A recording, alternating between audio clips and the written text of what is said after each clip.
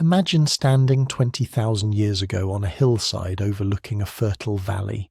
You're part of a small group, maybe 30 people total, your family, your tribe. You know every single person by name, by laugh, by the way they walk. You're looking down at wild wheat growing thick and golden in the valley below, swaying in the wind. You don't know it yet, but you're standing at the edge of the greatest transformation in human history. A transformation so profound it would reshape everything. Our bodies, our minds, our societies, the entire planet itself. You're about to make a choice that will echo through the next 10,000 years. A choice that will lead to cities and civilization, to art and architecture, to everything we call progress. But here's the thing nobody tells you in history class.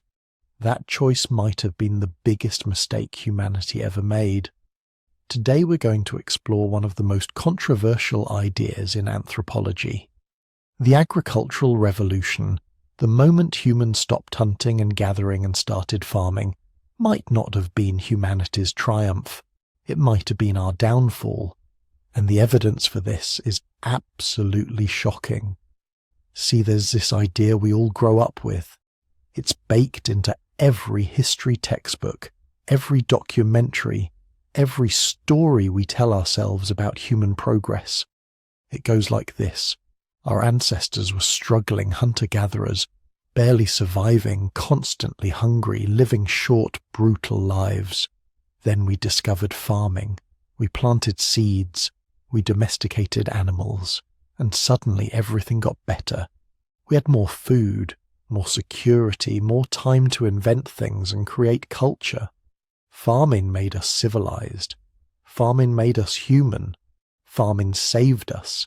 Except it's not true. Not even close. When anthropologists and archaeologists actually looked at the evidence, when they compared the skeletons of pre-agricultural humans with early farmers, when they analysed their teeth and bones and the marks of disease and malnutrition, they found something nobody expected. Farming made us sicker. It made us shorter. It made us die younger. It gave us diseases we'd never had before. It chained us to endless labour. It created inequality and warfare and systematic oppression. Early farmers lived harder, more miserable lives than the hunter-gatherers who came before them. And yet once we started farming, we couldn't stop. We couldn't go back. It spread across the entire world like a slow-motion revolution, transforming every human society it touched. Why? Why would humans voluntarily adopt a lifestyle that made them worse off? That's the mystery we're going to unravel tonight. If you're listening to this to fall asleep, perfect. That's exactly why I make these. So maybe hit subscribe and tell me in the comments where are you right now and what time is it? I love seeing that it's midnight in Manchester, morning in Melbourne, bedtime in Baltimore, all at once. Now, here's what makes this story so fascinating. We have this idea that history moves in one direction. Progress. Things get better over time. We evolve, we improve, we advance. But the agricultural revolution shows us something different. Sometimes progress is a trap.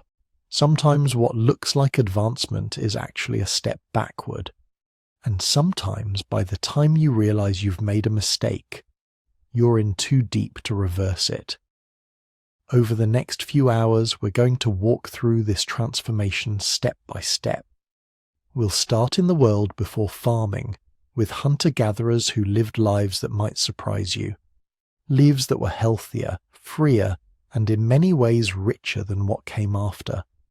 We'll watch as farming slowly, almost accidentally emerges in different parts of the world. We'll see how it spread, not because it was better, but because it was unstoppable. We'll examine the physical toll it took on human bodies, the diseases it unleashed, the social hierarchies it created, the way it trapped humans in cycles of endless labour. But we'll also explore the other side. because farming did give us something. Cities and writing, art and science, the entire foundation of modern civilization. The question isn't whether farming was all good or all bad. The question is whether the trade-off was worth it, and whether we even had a choice. 20,000 years ago, humans stood at a crossroads. The path we chose led to everything we have today. But it also led to suffering on a scale our ancestors couldn't have imagined. This is the story of humanity's greatest transformation, the mystery of how farming made us, and the question of whether it was the greatest mistake we ever made. Let's go back, way back, to a world before fields and farms, before cities and kings, to a time when humans lived as we'd lived for hundreds of thousands of years as hunter-gatherers. And let me tell you, it wasn't what you think. So let's go back, way back, 20,000 years ago, before cities, before farms, before permanent settlements of any kind. Back to a time when every human on Earth lived the way our ancestors had lived for hundreds of thousands of years, as hunter-gatherers, as foragers moving through landscapes that would seem impossibly wild to us today. Picture yourself waking up in this world, not in a house, not even in a permanent camp, but in a temporary shelter, maybe a lean-to made of branches and animal hides, positioned near a reliable water source. The sun is just coming up. Around you, maybe 25 other people are stirring. Your band, your family in the broadest sense. Some are related by blood, others by marriage, but you've known most of them your entire life. Here's the first thing that would surprise you about this morning. You're not immediately scrambling to find food. You're not desperate or starving. In fact, your band has plenty to eat. Yesterday, a few of the adults brought back a young deer. There's still meat left, carefully stored in a cool spot covered with leaves. Someone else gathered a massive haul of nuts 3 days ago. They're stored in leather bags, enough to last another week at least. The women who went to the river yesterday came back with baskets full of freshwater mussels and edible roots. This is the dirty secret about hunter-gatherer life that agriculture's origin story never wants to admit. For most of human history, in most environments, foraging provided reliable, abundant, diverse nutrition with remarkably little effort. We've been sold this narrative of desperate, starving hunter-gatherers barely surviving, constantly on the edge of starvation. But the archaeological and ethnographic evidence tells a completely different story. Studies of modern hunter-gatherer societies, the few that survived into the 20th century before being destroyed or absorbed by agricultural civilizations, paint a picture that would shock most people. The Kungsan of the Kalahari Desert, living in one of the harshest environments on Earth, worked an average of 12 to 19 hours per week obtaining food. The Hadza of Tanzania, about 17 hours per week. Australian Aboriginal groups, 15 to 20 hours. That's not per day, that's per week. Total food acquisition time. Compare that to agricultural societies where farmers routinely worked 12 to 14 hours a day, dawn to dusk, 6 or 7 days a week, with brief respites only during winter months. Hunter-gatherers were, by any reasonable measure, working part-time and eating better than most farmers would for the next 10,000 years. So what did they eat? Everything. That's the second revelation about foraging life. The dietary diversity was staggering. In a single week, a hunter-gatherer band might consume 40 or 50 different plant species, nuts, berries, roots, tubers, seeds, shoots, leaves, flowers. They knew which plants were edible in each season, where to find them, how to process them. Some required elaborate preparation. Certain roots had to be roasted for hours to break down toxins. Some nuts needed to be leached in running water before they were safe to eat. Others could be eaten raw right off the tree.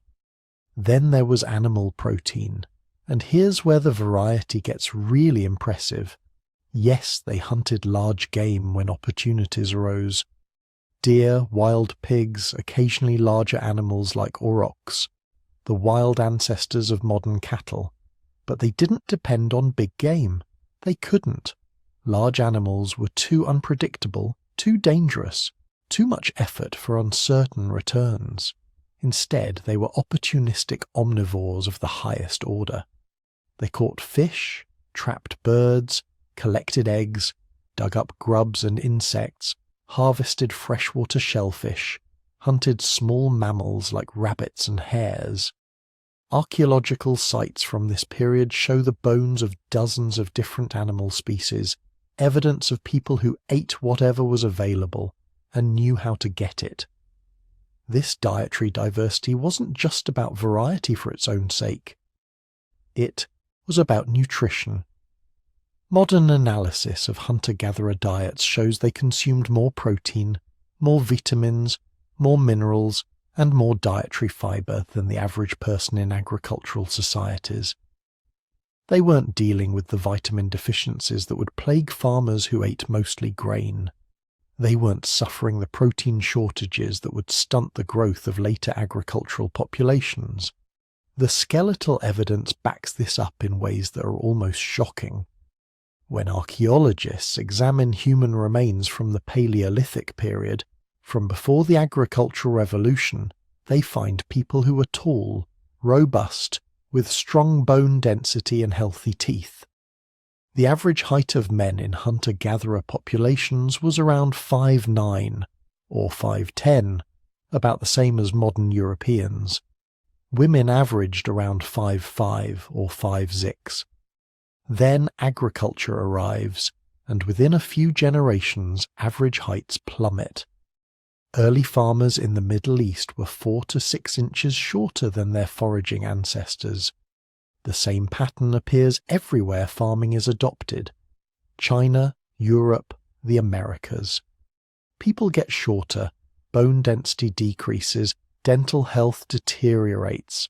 Markers of disease and malnutrition increase dramatically. But let's get back to that morning 20,000 years ago. You've woken up, your band has plenty of food, and today you need to decide what to do. And here's another surprise. You get to decide. There's no boss, no chief who can order you around. Hunter-gatherer bands were radically egalitarian in ways that would seem almost utopian to later agricultural societies. Anthropologists who studied surviving hunter-gatherer groups in the 20th century were consistently struck by how equal these societies were. Not just economically equal. Everyone shared food, nobody accumulated significant property, but politically equal. Decisions were made by consensus. Yes, some individuals had more influence because of their skills or knowledge, the best tracker, the most knowledgeable plant expert, the most charismatic storyteller. But they couldn't coerce anyone. They couldn't force others to obey them. If someone tried to dominate, tried to act like a chief or boss, the rest of the band would simply leave.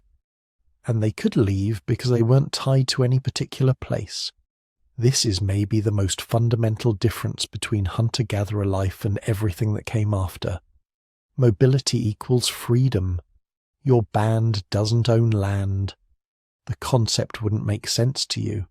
You have traditional territories, places you know intimately, where your parents and grandparents foraged. You have relationships with neighboring bands, complex agreements about who can access which resources when. But you don't own any of it. You can't sell it, can't fence it off, can't exclude others from it absolutely. This means several things. First, it means you're incredibly free to move. If resources in one area become scarce, you move to another area. If social tensions in your band become unbearable, you can split off with a few families and join a different band. If someone tries to dominate or bully you, you can walk away. Second, It means accumulating possessions is pointless. Everything you own, you have to carry. This creates a natural limit on material inequality. Sure, some people might have nicer clothing or better tools, but nobody can accumulate vast wealth because there's nowhere to store it and no way to transport it. Third, and perhaps most importantly, it means the band depends on cooperation. You can't have a permanent underclass because the underclass would just leave. You can't have slavery because slaves would run away. You can't have extreme gender inequality because women could, and did, form their own bands or join other groups if treated too poorly. The ethnographic record shows that hunter-gatherer societies had remarkably egalitarian gender relations compared to most agricultural societies. Yes, there was a division of labour. Men typically did more hunting of large game. Women typically did more gathering and small game hunting. But this wasn't a hard rule, and it didn't translate into political or social inequality. Women in foraging bands controlled the distribution of the plant foods they gathered, which usually constituted 60 to 80% of the band's total caloric intake. That's not an economic detail, that's power. If you control most of the food, you have a voice in decisions. Archaeological evidence suggests women participated equally in ritual and spiritual life. Some of the most elaborate prehistoric burials are of women, buried with the same grave goods and honours as men. This is the world your ancestors inhabited. Not a paradise, not some noble, savage fantasy where everything was perfect, but a life with a kind of freedom and equality that most humans wouldn't experience again for thousands of years. But let's talk about what this life actually required, because here's where we start to understand why it eventually gave way to farming. Being a successful hunter-gatherer required an absolutely staggering amount of knowledge and skill. You needed to know hundreds of plant species by sight, understand their seasonal cycles, remember where specific groves or patches were located, sometimes miles away. You needed to know which plants were edible, which were medicinal, which were poisonous, and which could be made edible through proper processing. You needed to track animals, understand their behavior patterns, predict where they'd be at different times of day and year. You needed to know how to make and maintain dozens of different tools, each specialized for specific tasks. How to knap stone into sharp cutting edges. How to attach those edges to wooden handles. How to make cordage from plant fibers. How to tan leather. How to weave baskets. You needed to navigate across vast distances without maps or compasses, using landmarks, stars, and accumulated mental maps passed down through generations. You needed to predict weather patterns, find water in dry seasons, identify safe camping spots that wouldn't flood or attract predators. This knowledge wasn't simple. It couldn't be learned from a book because there were no books. It had to be acquired over years of patient observation and practice, transmitted orally from skilled practitioners to learners. Every person in the band needed a substantial portion of this knowledge to survive, and all of it was specific to local environments. Move 500 miles away and you'd need to learn a completely new set of plants, animals, and seasonal patterns. This created what anthropologists call immediate return economics. You worked to get food, you got food, you ate it. There was little storage, little surplus, little planning more than a few days or weeks ahead. When food was abundant, you ate well and worked less. When food was scarce, you worked harder and ate less well. But crucially, you only had to support the people actually in your band. Population density was incredibly low. Maybe one person per square mile, sometimes less. This wasn't because people couldn't reproduce more quickly. It was because the environment couldn't support more people living as foragers. Women in hunter-gatherer societies typically spaced births 3 to 4 years apart, much longer than in agricultural societies. This spacing wasn't accidental.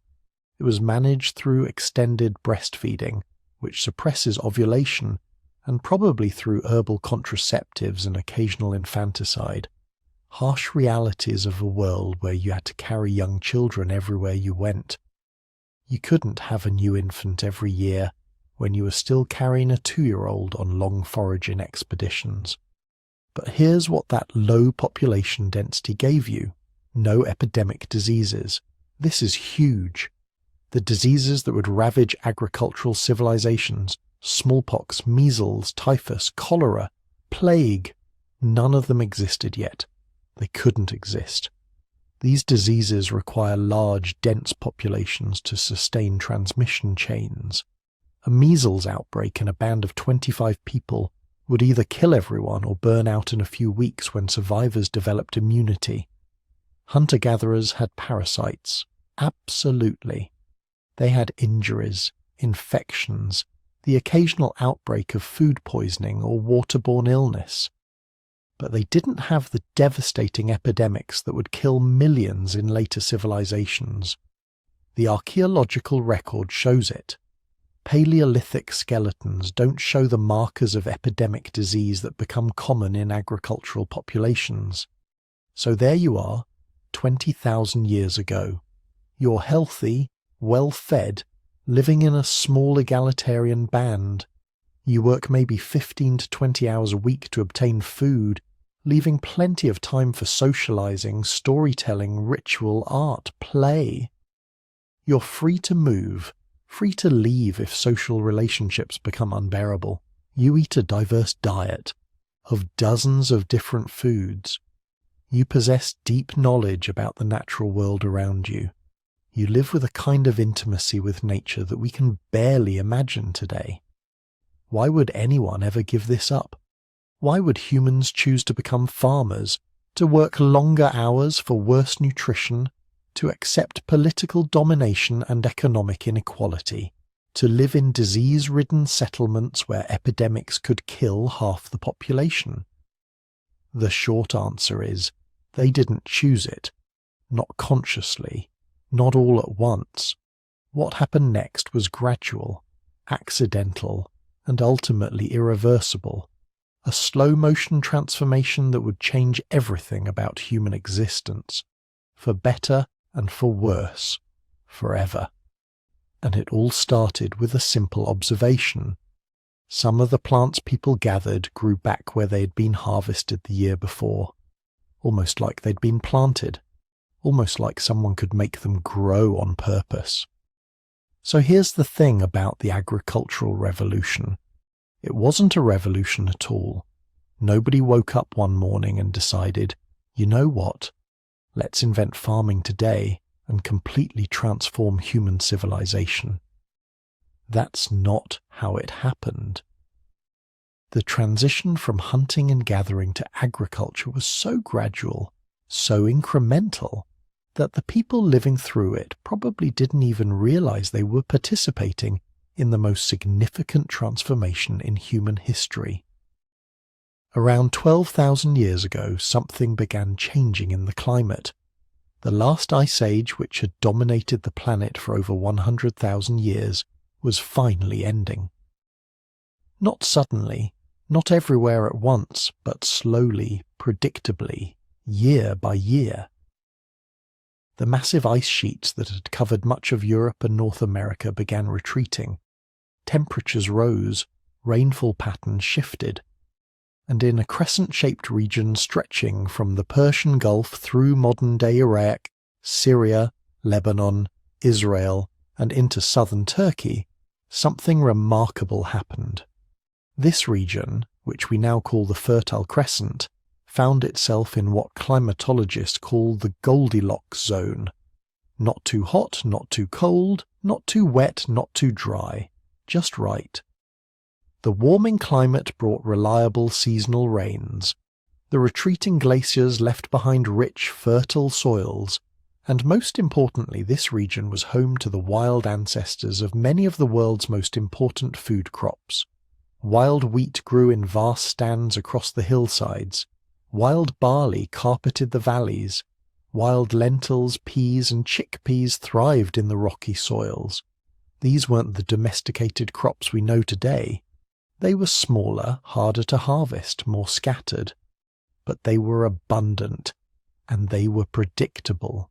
Year after year, these wild grains would ripen at the same time in the same places. For the hunter-gatherers living in this region, this abundance was a game changer. Remember, these were people whose ancestors had spent hundreds of thousands of years moving constantly, following game animals, searching for seasonal plant foods, never staying in one place for long. But here, in the Fertile Crescent, there was suddenly a reason to stay. Why move when food comes to you? The first changes were subtle. Groups that had previously migrated through the region began spending more time in the areas where wild grains were most abundant. Instead of passing through during the harvest season and moving on, they started staying for months, then seasons, then years. They built more permanent shelters, not just temporary lean-tos, but round stone structures with plastered floors. Archaeological sites from this period show the first real villages, places with 20, 30, maybe 50 people living together year-round. But here's what's crucial to understand. These people weren't farming yet. They were still hunter-gatherers. They were just hunter-gatherers who had found such a reliable food source that they didn't need to move anymore. Archaeologists call this the Natufian culture, named after the Wadi an-Natuf cave in Israel where it was first identified. The Natufians lived in permanent villages, but they were harvesting wild plants, not cultivated ones. And they were harvesting a lot of them. Archaeological sites show massive stone mortars for grinding grain, storage pits lined with plaster, even the earliest evidence of beer making. These people had figured out how to process wild grains so efficiently that they could support permanent settlements of unprecedented size.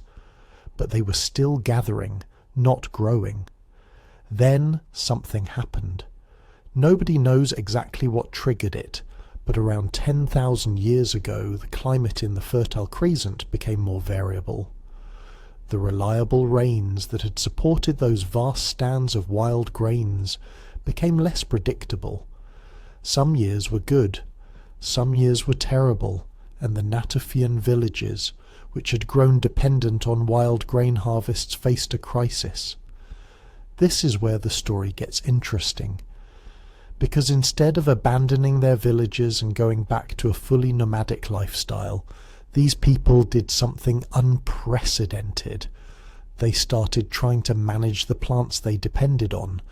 They noticed that grains growing near the village were bigger than those growing in the wild. They noticed that certain plants produced more seeds than others. Most importantly, they noticed that if they scattered some of their harvested seeds on the disturbed ground near their settlements, plants would grow there the next year. This wasn't a conscious decision to invent agriculture. This was desperate problem-solving by people who had become dependent on a resource that was failing them. They were just trying to increase their odds of survival, but in doing so, they triggered a process that would transform both the plants and themselves in ways they never could have imagined. Because here's the thing about plant domestication. It's actually a process of mutual evolution. As humans started favouring certain plants, protecting them, replanting their seeds, those plants began changing. Wild wheat has seeds that shatter easily when ripe, scattering them on the ground. This is great for the plant's reproduction in the wild, terrible for humans trying to harvest it. But occasionally random genetic mutations would produce plants whose seeds didn't shatter. In the wild, these mutants would be at a disadvantage. Their seeds would stay on the stalk and eventually rot. But in a human-managed environment, these mutants suddenly became advantageous. Humans could harvest them more easily, so they would save more of their seeds for replanting. Within just a few generations, the proportion of non-shattering plants near human settlements increased dramatically. The plants were being domesticated, transformed by human selection pressure from their wild forms into something new, something dependent on humans for reproduction, something that couldn't survive without cultivation, and it happened fast. Archaeological evidence shows that within just 2,000 years, the wild grains growing near Fertile Crescent settlements had been completely transformed into domesticated crops. Their seeds were larger, their stalks were tougher, their entire reproductive strategy had been rewired to depend on human intervention. But while this was happening, the humans were changing too. Groups that had started cultivating plants found they could support larger populations. More food meant more children surviving to adulthood, but it also meant more mouths to feed, which meant more land needed to be cleared and planted, which meant even less time for hunting and gathering. They were being domesticated by their crops just as surely as the crops were being domesticated by them. And here's the really wild part. This same process was happening independently in at least 6 other places around the world at roughly the same time. In the Yellow River Valley of northern China, people were domesticating millet and rice. In Mesoamerica, they were transforming a wild grass called teosinte into corn, beans, and squash. In the Andes, they were cultivating potatoes and quinoa. In sub-Saharan Africa, they were domesticating sorghum and yams. In New Guinea, they were developing banana and taro cultivation. None of these groups knew about the others. They weren't copying ideas or sharing technologies. They were all independently discovering that they could manipulate their local plant species to produce more food. The climate changes that ended the Ice Age created similar conditions in multiple regions around the world, regions where wild plant foods were abundant enough to support permanent settlements, but variable enough to create pressure for human management. This wasn't inevitable. Not every region developed agriculture. Australia had been inhabited for 65,000 years and never developed systematic farming. Neither did large parts of North America, Southern Africa, or Northern Europe. The conditions had to be just right. The right climate, the right suite of domesticable plants and animals, the right population density to create pressure for increased food production. But where those conditions existed, the transition was remarkably similar. First, increased sedentism, people settling down near abundant wild food sources. Then, simple management of wild plants, clearing competing vegetation, maybe some light weeding. Then, saving and replanting seeds. Then, true cultivation with deliberate planting in prepared soil. The whole process took thousands of years in most places. People living through it probably never realized they were changing from foragers to farmers. The changes were too gradual, too incremental. But there was a point of no return, a threshold beyond which societies couldn't easily go back. It came when populations had grown so large that the surrounding wild resources couldn't support them anymore. When villages had expanded into towns of thousands of people who couldn't possibly feed themselves through hunting and gathering. When the landscape had been so transformed by cultivation that the wild plants and animals had been displaced or destroyed. By the time people realized they were trapped, it was too late. The agricultural societies of the Fertile Crescent, China, and Mesoamerica had passed the threshold. Their populations had grown beyond the carrying capacity of wild resources. The skills needed for successful foraging had been lost over generations. The territories they would have needed for hunting and gathering had been claimed by neighbouring agricultural societies. They were committed, stuck with a way of life that demanded constant labour, that created new vulnerabilities to crop failures and disease, that would eventually transform them physically and socially in ways their hunter-gatherer ancestors would have found horrifying. But they didn't know that yet.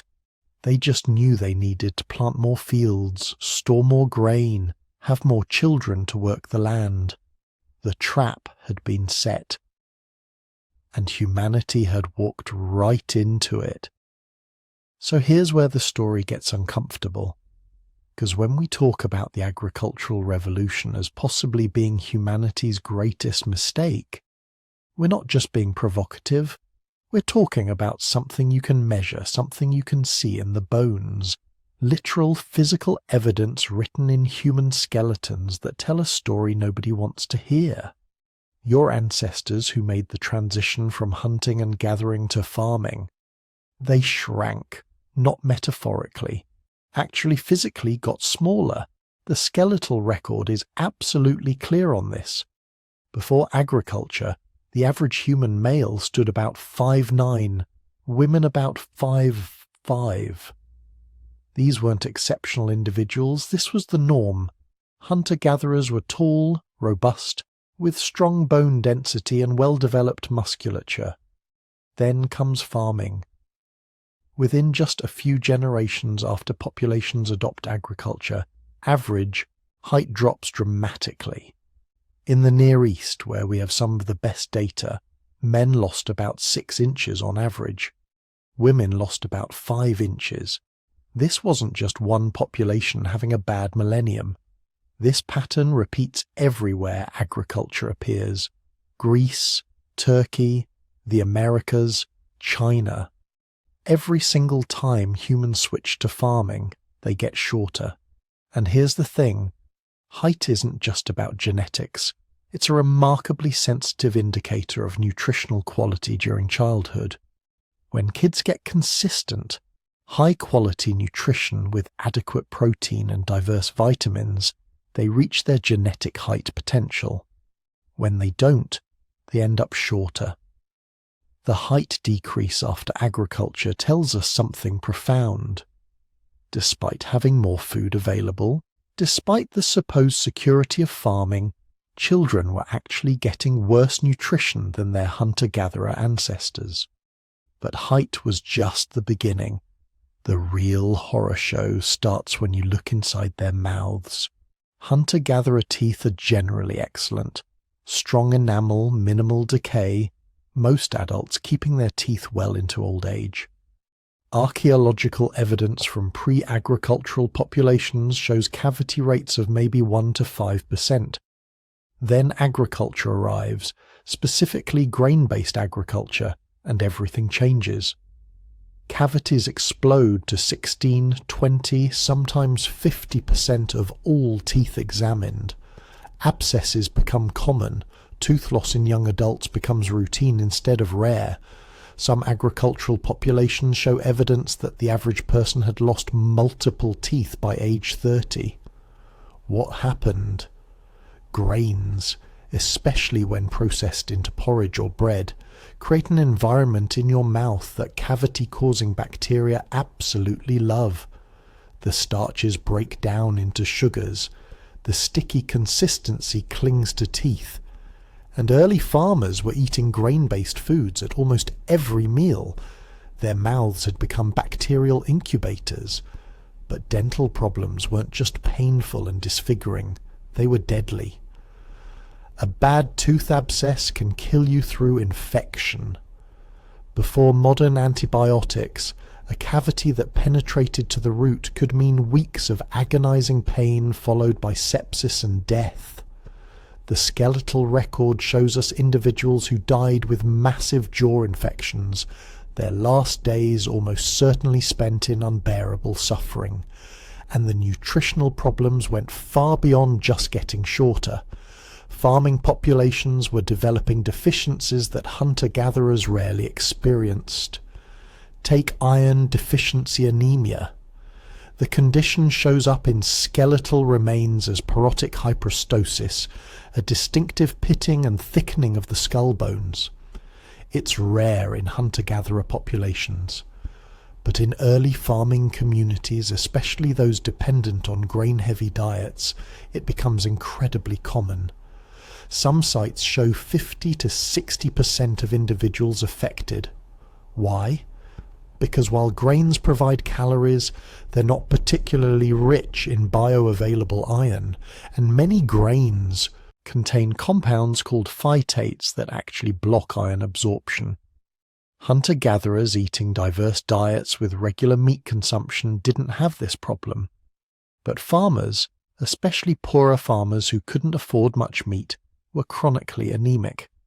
Low energy, weakened immune systems, increased susceptibility to disease. Vitamin deficiencies became routine.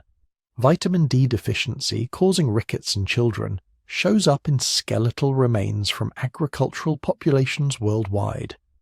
Vitamin C deficiency, causing scurvy, becomes detectable in bone pathology. Even protein deficiency becomes visible. Hunter-gatherers with their varied diets of meat, fish, nuts, and wild plants had excellent nutrition. Farmers eating mostly wheat, rice, or corn were missing critical nutrients. The bones themselves tell another story, one of repetitive stress, endless labor, bodies breaking down under tasks they weren't designed for. Look at the skeletal remains of women from early farming villages. Their arm bones show distinctive patterns of stress and sometimes actual damage from hours of daily grain grinding. Pushing heavy stone grinders back and forth, thousands of times every day. The motion leaves marks on the bones, creates areas of abnormal development, sometimes causes stress fractures that healed poorly. Their spines show compression damage, arthritis appearing in young adults, vertebrae wearing down from the constant stress of bending, lifting, carrying. Many skeletal remains show evidence of back problems that would have caused chronic pain throughout adult life. Men's skeletons from farming populations show similar patterns. Damage to knee and hip joints from the repetitive squatting of planting and weeding. Shoulder injuries from the endless labor of ploughing and harvesting. By age 40, many farming men showed skeletal damage that would have meant constant pain during any physical activity, and agriculture is nothing but physical activity. Compare this to hunter-gatherer remains from the same time periods. Yes, they have injuries. Hunting is dangerous. But the pattern is different. Acute trauma, broken bones that healed, occasional predator attacks. What you don't see is the chronic grinding damage of repetitive stress, the wearing down of bodies by the same motion performed 10,000 times. Then there's the children. This is where the story becomes almost unbearable. Infant and child mortality skyrockets in agricultural populations. Cemetery evidence from early farming villages shows death rates for children under 5 that would shock modern sensibilities. Some populations lost 30, 40, sometimes 50% of children before age 5. This wasn't universal, wasn't constant, but it was common enough to show up repeatedly in the archaeological record. Part of this was disease, which we'll discuss more later, but part was simple malnutrition. Farming populations were having more children. Yes, the settled lifestyle and reliable food supply meant women could have babies more frequently, but they couldn't always feed them adequately. Breast milk was being supplemented earlier with grain porridges that didn't provide complete nutrition. Weaning was happening earlier. Children were growing up malnourished. The skeletal evidence is heartbreaking. Small bodies showing growth, arrest lines in their bones, literal marks where growth stopped temporarily during periods of severe nutritional stress or illness. children's bones showing evidence of anemia, vitamin deficiencies, developmental problems. This was preventable suffering. Hunter-gatherer children, though fewer in number, generally showed much healthier bone development. Life expectancy itself became complicated. Now, averages are tricky here because high infant mortality drags down the numbers. But even when you control for childhood deaths, early farmers weren't living as long as hunter-gatherers. The combination of harder labour, worse nutrition, and increased disease meant that people who survived childhood often didn't live as long as their foraging ancestors. Hunter-gatherer remains from favourable environments show people living into their 60s and 70s with surprising frequency. Old age wasn't rare. It was a normal part of life. But in many early farming populations, making it to 50 was an achievement. Making it to 60 was exceptional, and the quality of those years declined. Hunter-gatherers who reached old age were often relatively healthy, still capable of contributing to their communities. But farmers? The skeletal evidence shows old age filled with arthritis, bone degeneration, dental problems, chronic pain from old injuries that never healed properly. The bone density measurements tell their own story. Hunter-gatherer skeletons generally show excellent bone density, strong cortical bone, well-developed muscle attachments. These were people who were physically active, well-nourished, using their bodies as they evolved to be used. Farming populations show declining bone density, especially in women. Osteoporosis becomes detectable in skeletal remains, weakened bones, increased fracture rates.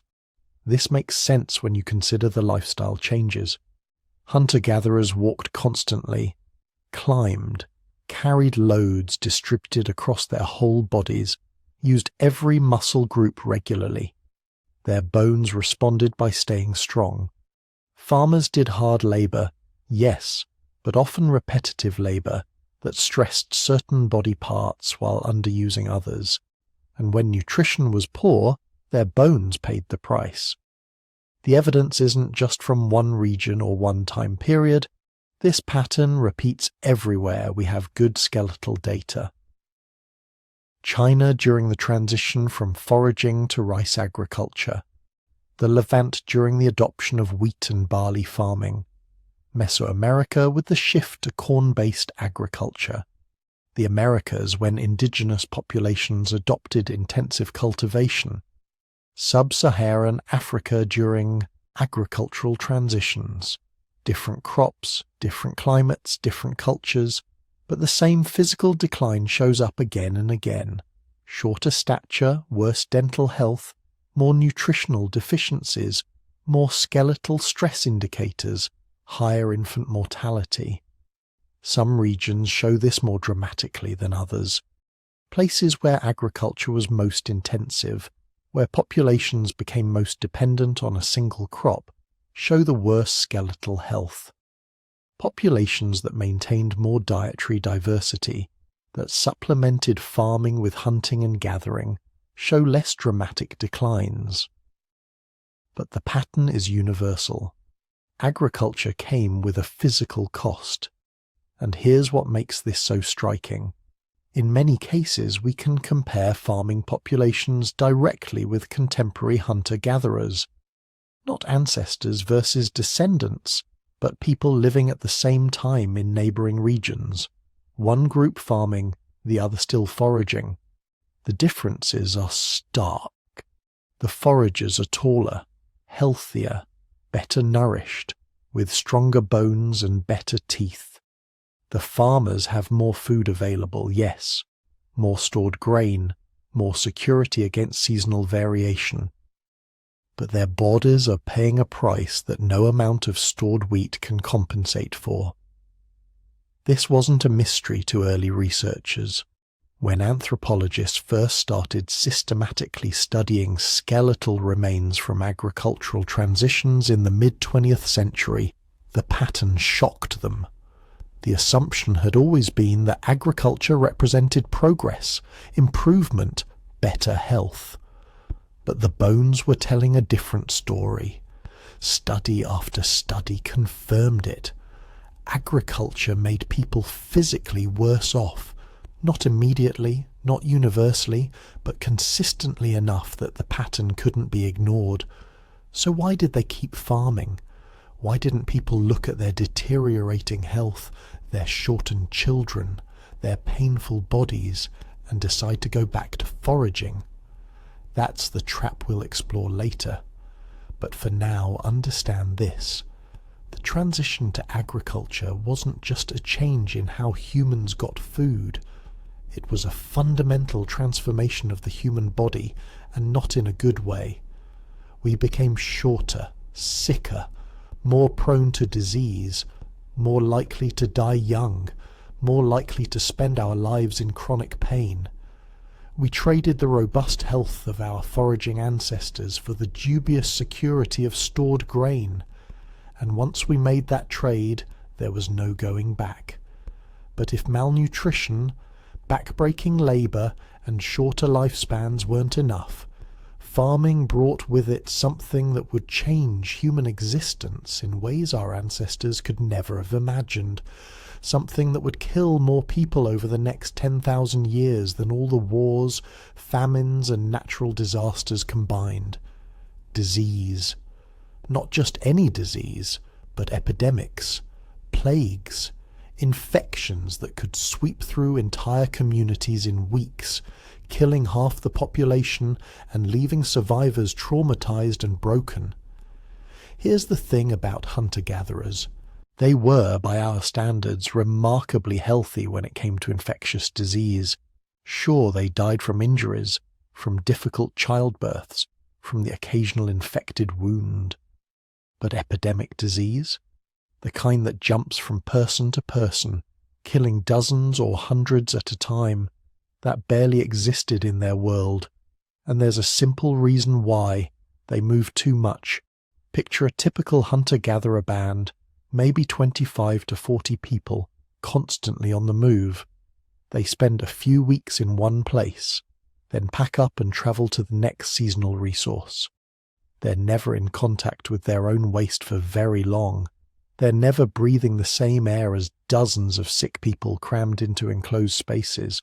Most importantly, they're never in groups large enough to sustain an epidemic. This is crucial to understand. Infectious diseases need a certain population size to survive. Take measles, for example.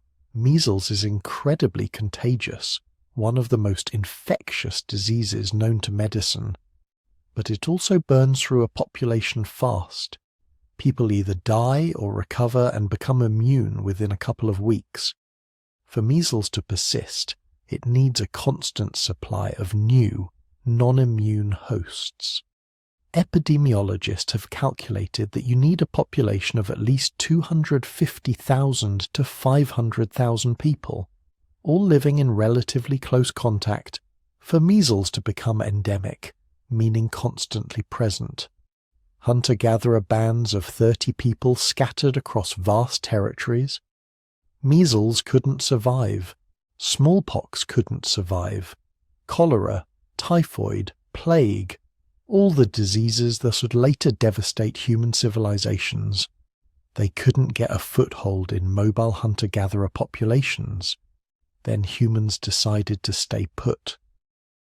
And everything changed. When your ancestors built those first permanent settlements, when they planted their first fields and committed to staying in one place year-round, they created exactly the conditions infectious diseases had been waiting for. Dense populations living in close proximity, check. Permanent structures where pathogens could persist, check. Contact with their own waste and contaminated water, check. And most devastatingly, close daily contact with animals, domesticated livestock that would become disease factories. This is where the real nightmare began. Because here's what nobody tells you about domestication. When you bring wild animals into your settlements, when you live with them day after day, Sleep near them, handle them, eat them, drink their milk. You're not just gaining food and labour, you're also gaining their diseases. Biologists call these zoonotic diseases infections that jump from animals to humans, and they're responsible for some of the deadliest plagues in human history. Measles came from cattle, smallpox, probably cattle again, or possibly camels. Influenza started in pigs and birds. The common cold, horses, tuberculosis, cattle, whooping cough, pigs or dogs, we're not entirely sure. Think about that for a moment. Almost every major infectious disease that has plagued humanity for the last 10,000 years originated in the animals we domesticated. The very act of bringing animals into our communities created pathways for pathogens to make the jump to human hosts. Early farming villages were like epidemiological laboratories, places where humans and animals lived in unprecedented proximity, creating endless opportunities for disease transmission. You're milking your cow every morning, breathing the same air, getting microscopic droplets of bodily fluids on your hands. The cow has a respiratory infection, something that's no big deal for cattle. But the virus mutates, adapts, finds a way to infect human cells. Within weeks, half your village is coughing up blood. Or consider pigs. Archaeological evidence shows pigs were among the first animals domesticated, possibly because they were so useful. They'll eat anything, convert garbage into meat, thrive in the same environments humans prefer. Perfect, right? Except pigs are also incredibly similar to humans physiologically. Their immune systems work much like ours. Diseases that infect pigs can often make the jump to humans with minimal adaptation. The evidence from early farming settlements is horrifying. Skeletal remains from some of the earliest agricultural communities show infection rates that would have been unthinkable among hunter-gatherers. Tuberculosis shows up in bones from settlements in the Levant dating back 9,000 years. This is a disease that requires sustained close contact to spread, people living together in enclosed spaces, breathing recycled air, perfect conditions for TB bacteria to jump from host to host. Leprosy appears in the archaeological record around the same time. Another disease that requires prolonged close contact, that thrives in settled communities where people are living on top of each other, rarely moving, rarely getting the kind of exposure to sunlight and fresh air that might slow the bacteria's spread. But the zoonotic diseases, deadly as they were, weren't even the worst of it. Because early farmers created another set of conditions that proved equally catastrophic. They attracted rodents. Stored grain is a magnet for mice and rats. The archaeological record shows rodent populations exploding wherever humans started storing food. And rodents brought with them their own suite of diseases. Plague, the Black Death, the disease that would later kill a third of Europe's population, lives naturally in rodent populations. In nature, it rarely jumps to humans because wild rodents and humans don't typically share the same spaces. But pack grain into storage facilities, attract huge populations of mice and rats, have humans working in those same spaces daily, and you've created perfect conditions for plague to make the jump. Hantavirus, typhus, leptospirosis, all rodent-borne diseases that became common in early farming settlements. Villages built storage facilities that attracted rodents. Rodents contaminated food and water supplies with their waste. Humans consumed the contaminated materials and became infected. It's a cycle that still plagues us today, but it began when our ancestors decided to store surplus grain. Then there's the water situation, and this is where things get truly grim. Hunter-gatherers typically used water sources and then moved on. They weren't perfect environmentalists, but their mobility meant they rarely fouled their own water supply for very long. Farmers? Farmers were using the same water sources year after year. The same rivers and wells for drinking, washing, watering crops, disposing of waste. The contamination was inevitable. Early farming settlements had no concept of sanitation as we understand it. Human waste often ended up in or near water sources. Animal waste definitely did. The archaeological evidence from settlements in Mesopotamia, the Indus Valley, early China, it all shows the same pattern. Dense populations living around limited water sources, using those sources for everything, creating perfect conditions for waterborne diseases. Cholera thrives in water contaminated with human waste. So does typhoid, dysentery, hepatitis A, giardia, and dozens of other intestinal infections. The skeletal remains of early farmers show evidence of chronic diarrheal disease, malnutrition consistent with repeated intestinal infections, growth stunting in children who survived multiple bouts of waterborne illness. Some early farming communities lost up to half their children before age 5, many of them to waterborne diseases that would have been virtually unknown to hunter-gatherers. And here's where everything compounds, because malnourished populations are much more susceptible to infectious disease.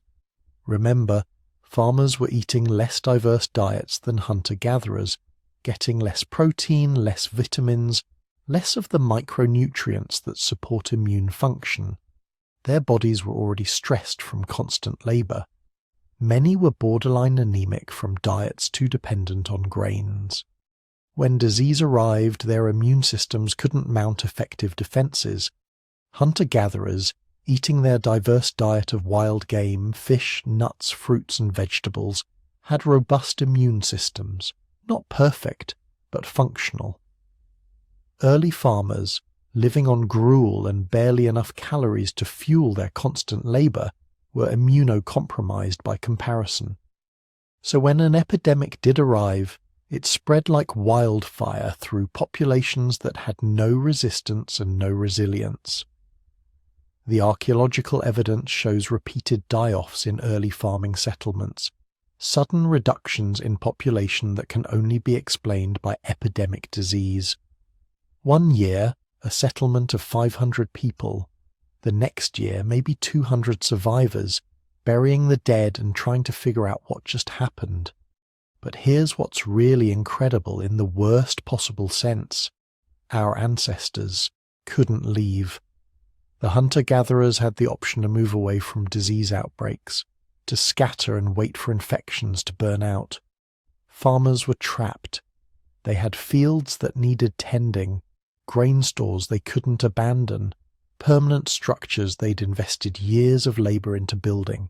So they stayed, generation after generation, enduring repeated epidemics, watching children die of diseases their nomadic ancestors never knew existed. And slowly, brutally, they adapted.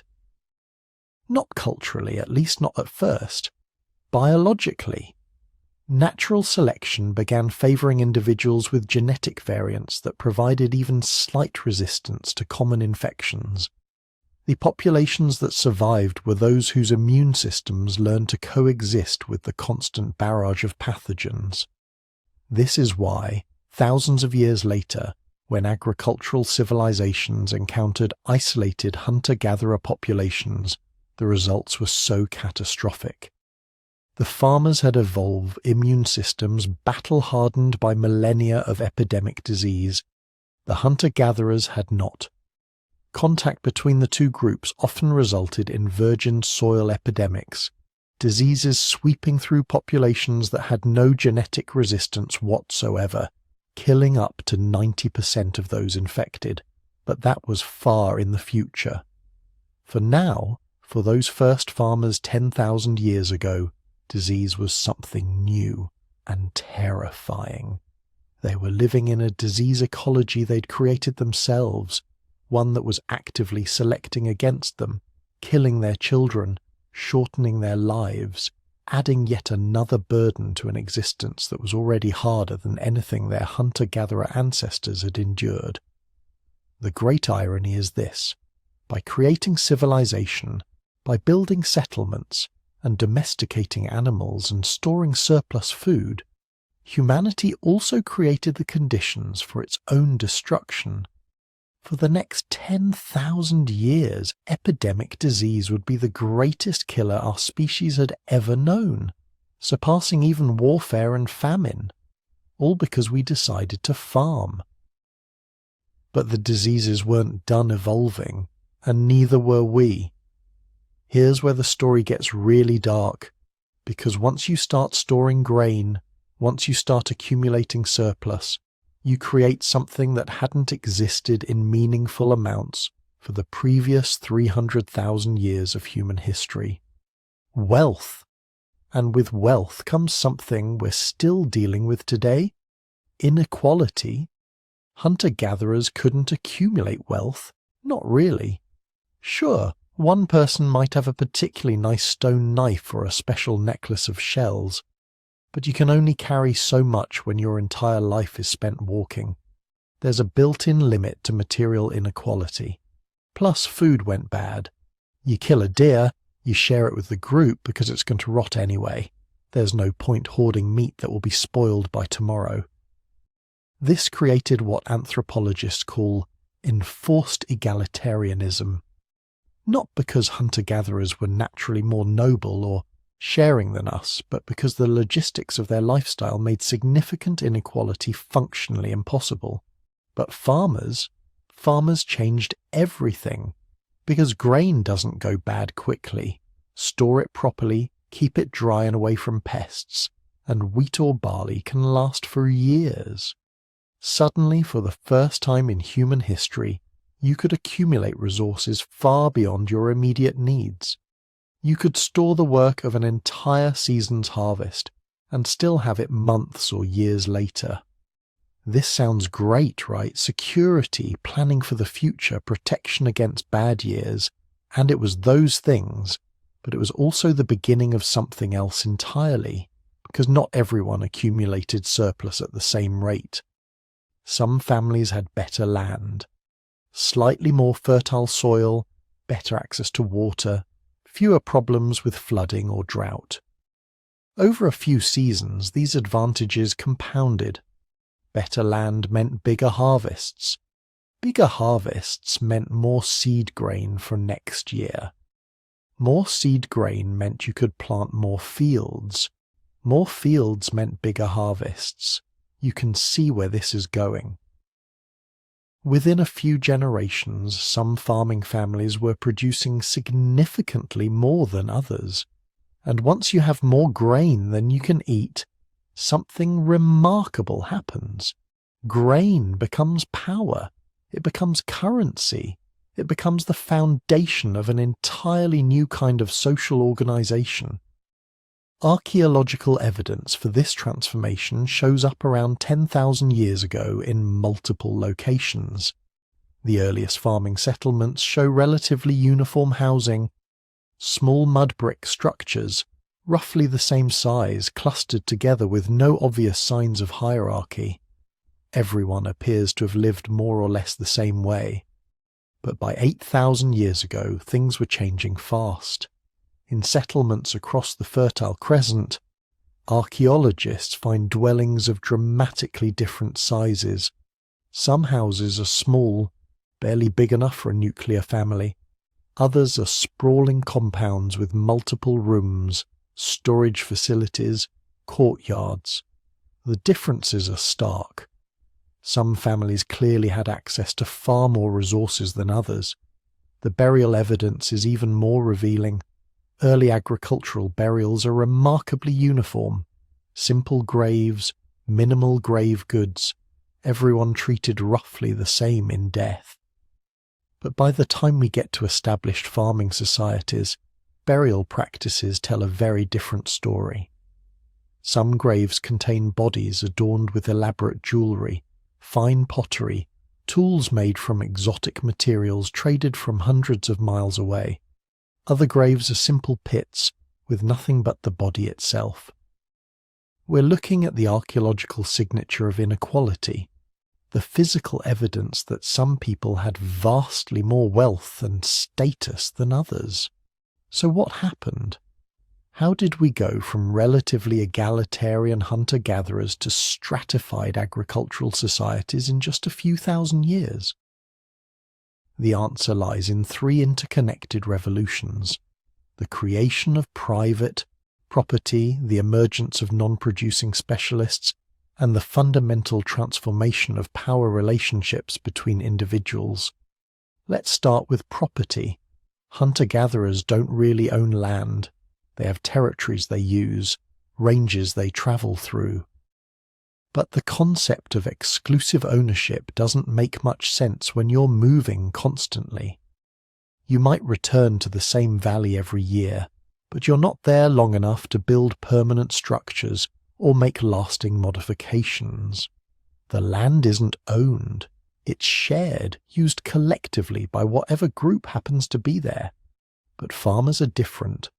Farmers invest enormous amounts of labor into specific plots of land. They clear the soil, remove rocks, build irrigation channels, plant crops that will take months to mature. This investment creates a psychological and practical shift. The land becomes theirs in a way it never was for hunter-gatherers. More importantly, that invested land becomes inheritable. When a farmer dies, their children inherit the fields the family has been working. Over generations, some families accumulate more and better land, while others end up with less productive plots or no land at all. This is the birth of private property as we understand it. The idea that specific resources can be owned by individuals or families and passed down through generations. It seems obvious to us now, but it represented a revolutionary change in human social organization. With private property came something even more consequential: the ability to trade land and surplus for labor. If your family has accumulated significant surplus grain, you can do something unprecedented in human history. You can feed people who aren't producing food. This is absolutely crucial. This is the moment when human society fundamentally transforms. Because once you can support non-food producers, you can have specialists. People whose entire existence is devoted to activities other than farming. The first specialists were probably fairly straightforward. Skilled craftspeople making pottery, tools, textiles. These were valuable services that farmers were willing to trade grain for. But soon the specialization became more elaborate.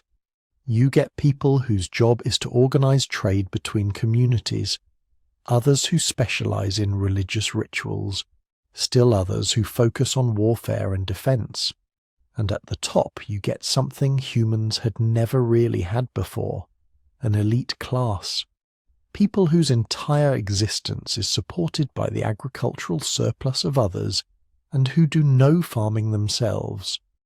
The evidence for this elite emergence is written in settlements from around 7,000 years ago.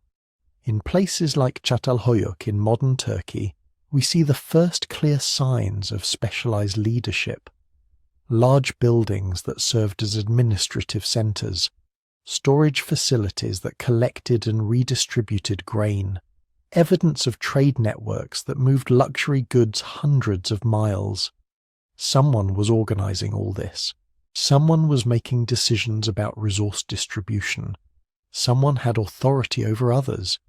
And that someone was living very differently than the farmers who grew the grain that made it all possible. These early elites justified their position in various ways. Religious authority was particularly important. If you're the person who can communicate with the gods, who performs the rituals that supposedly ensure good harvests, you have power that doesn't depend on physical strength or even practical skills. Many early agricultural societies show evidence of powerful religious specialists who controlled significant resources. The temples weren't just places of worship, they were economic centers, repositories of surplus grain, hubs of redistribution networks. But the most dramatic social transformation brought by agriculture might have been in gender relations. Hunter-gatherer societies show relatively balanced gender dynamics in many cases. Women gather plant foods which often provide the majority of calories. Men hunt. Both activities are valued. Both genders have spheres of influence and autonomy. Archaeological evidence suggests fairly equal status in many hunter-gatherer cultures. But farming changed this equation dramatically, and the archaeological and anthropological evidence points to a troubling pattern. As societies became more agricultural, male dominance increased. The question is why? Several factors seem to be at play. First, agriculture is heavy labour. Ploughing, clearing land, constructing irrigation works. These activities favour upper body strength, giving men advantages in the most critical agricultural tasks. Second, property inheritance becomes male-focused in many agricultural societies.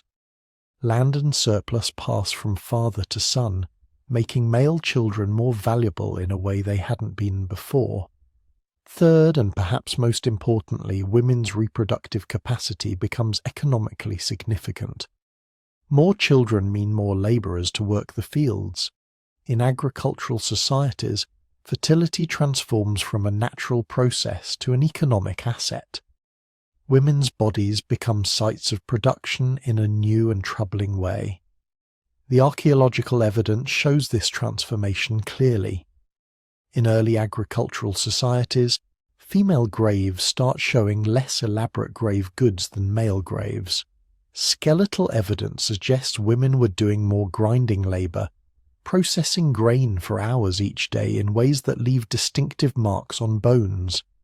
Evidence of violence against women increases. We start seeing defensive injuries on female skeletons that suggest domestic abuse was becoming common. This isn't universal. Some agricultural societies maintained relatively balanced gender relations, but the pattern is clear enough that most anthropologists agree. Agriculture was, in many places, a disaster for women's social status. The emergence of patriarchy, male control of property and political power, is intimately connected to the transition to farming. Then there's slavery. Hunter-gatherers don't really have slavery. There's no point. You can't force someone to hunt effectively. They'll just escape when you're not watching, or they'll sabotage the hunt. But farmers can be forced to work. You can literally chain someone to a field and force them to plant and harvest. This surplus they produce goes to you, not them. It's economically viable in a way slavery never was for hunter-gatherers. The first clear evidence of systematic slavery appears in agricultural societies around 6,000 years ago. We see mass graves of individuals showing signs of malnutrition and injury patterns consistent with heavy forced labour. We see shackles and restraints in archaeological contexts. We see artistic depictions showing bound captives engaged in agricultural work. Slavery wasn't just about conquered enemies. Debt bondage became common. If your harvest failed and you had to borrow grain to survive, you might end up working off that debt for years, effectively losing your freedom. In some societies, entire families could be enslaved for unpaid debts, creating hereditary bondage that lasted generations. This represents a level of systematic human exploitation that simply didn't exist before agriculture, and it was made possible by the same surplus accumulation that enabled civilization. Perhaps most tragically, farmers became trapped in a way hunter-gatherers never were. Once your family has invested years of labour into specific fields, once you've built permanent dwellings, once you've accumulated possessions too heavy to move easily, You're tied to that location. You can't just walk away when times get hard or when a more powerful group starts exploiting you. You're invested, stuck. This was the final revolution. Agriculture transformed humans from mobile populations that could respond to oppression by leaving, to sedentary communities that had to endure whatever their circumstances became. If a local strongman demanded half your harvest as tribute, you couldn't easily refuse or relocate. Your fields were here. Your tools were here. Your grain stores were here. You had to submit or fight, and fighting against organized groups with weapons and numbers was often hopeless. The archaeological record shows this trap closing. Early farming settlements show evidence of abandonment fairly frequently. People trying agriculture, finding it didn't work out, returning to more mobile lifestyles. But by 6,000 years ago, abandonment becomes rare. People stay even when conditions deteriorate, even when inequality becomes extreme, even when disease and violence make life desperately hard. They stay because they have no choice. The agricultural trap had closed. We were farmers now, for better or worse, and the social hierarchies born from stored grain and private property were here to stay. The world of chiefs and slaves, lords and peasants, the haves and have-nots. All of it growing from those first surplus, harvests planted 12,000 years ago. But the story wasn't finished, because inequality and surplus were about to enable something else entirely, something that would transform human existence even more dramatically than farming itself, civilization. But here's where things get really strange, and by strange I mean completely counterintuitive. Because if farming made people sicker, shorter, and more prone to dying young, you'd think it would have been abandoned immediately, right? Our ancestors weren't stupid. If agriculture was such a disaster, why didn't they just go back to hunting and gathering? The answer is one of the cruelest paradoxes in human history. They couldn't go back. Not because they didn't want to, but because they had walked into a trap that closed behind them. And the mechanism of that trap was labor. Let's talk about working hours, because this is where the myth of agricultural progress completely falls apart. Modern studies of surviving hunter-gatherer societies have revealed something shocking. Your average hunter-gatherer worked about 15 to 20 hours per week to meet all their basic needs. Maybe 25 hours in harsh seasons or difficult environments, the rest of their time. Social activities, storytelling, art, play, rest.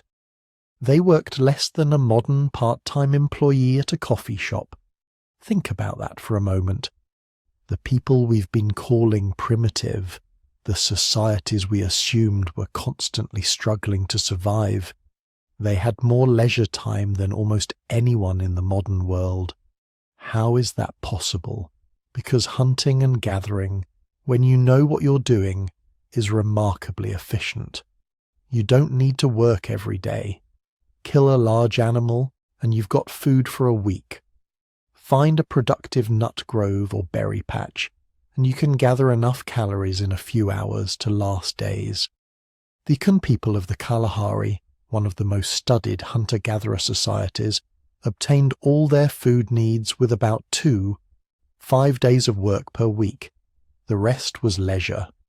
Now compare that to early farmers, dawn to dusk, every single day during planting season, every single day during harvest, hours bent over in the fields, pulling weeds, protecting crops from birds as rodents, hauling water during dry spells.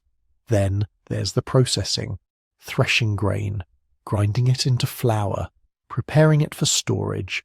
This isn't 20 hours a week. This is 50, 60, maybe 70 hours of backbreaking labor. And we're not talking about varied, engaging work. Hunter-gatherers move through diverse landscapes, use dozens of different skills, face new challenges every day. Tracking animals requires intense observation and problem solving. Identifying edible plants demands extensive knowledge. Every day brought different tasks, different environments, different challenges. Farming, you're doing the same motions over and over, bent at the waist, hands in the dirt, performing repetitive tasks that turn your body into a specialized machine, planting row after row, weeding the same fields, grinding grain with the same grinding motions that destroy your joints and spine. The archaeological record shows this clearly. Farmer skeletons don't just show malnutrition and disease, they show repetitive stress injuries, worn vertebrae from carrying heavy loads, damaged knee joints from kneeling in fields, arthritic hands from endless grinding. You traded the varied, intellectually engaging work of hunting and gathering for monotonous, physically destructive agricultural labor, and you worked twice as many hours doing it. So why make that trade? Here's where the trap mechanism kicks in, because farming had one overwhelming advantage over hunting and gathering. It could support more people per square mile, a lot more people. A territory that might support 20 hunter-gatherers could support 200 farmers, maybe more if you really pushed it. This seems like a good thing at first. More food means more people can survive, right? But here's the cruel mathematics of the agricultural trap. More food doesn't actually make anyone better off. It just makes more people. When you start farming, yields increase. For a generation, maybe two, life actually improves. There's surplus food. Populations that have been stable for thousands of years suddenly start growing. Children who would have died in hunter-gatherer societies survive to adulthood. Families that would have had 3 or 4 children have 6 or 7. This seems like success. But remember, you're still farming with Neolithic technology. You can increase food production by clearing more land and working longer hours, but there are limits. Eventually your population grows to match your food production, and then something terrible happens. You've got 200 people dependent on those fields instead of 20, and those 200 people need every single grain you produce just to barely survive. Now try going back to hunting and gathering. You can't. Those 200 people would need a territory 10 times larger than you have. And even if you had it, you've been farming for generations. You've forgotten how to track animals effectively. You don't know which wild plants are edible anymore. You've lost the skills that kept your ancestors alive for hundreds of thousands of years. You're trapped. You have to keep farming. In fact, you have to work even harder, because your population keeps growing. Every generation faces the same calculation. Work more hours, clear more land, push yields higher, or watch your children starve. So you work more, and the population grows more, and the trap tightens. This is what anthropologists call the population pressure paradox. Agricultural societies weren't more successful because they made people better off. They were successful because they could cram more suffering humans into the same space. Natural selection doesn't care if you're happy or healthy. It only cares if you reproduce. And farmers, despite their misery, reproduced faster than hunter-gatherers. But it gets worse, because farming isn't just more labour-intensive on average. It's desperately uneven in its labour demands and catastrophically vulnerable to failure. Hunter-gatherers faced relatively consistent workloads. Bad days and good days, sure, but the variation was manageable. Resources were diverse enough that failure in one area could be compensated by success in another. Farmers faced seasonal desperation. Planting season meant weeks of dawn to dusk labour. Everyone in the community, children included, working until exhaustion to get seeds into the ground before the rain stopped or the growing season passed. Miss that window. and everyone starves. Harvest was even worse.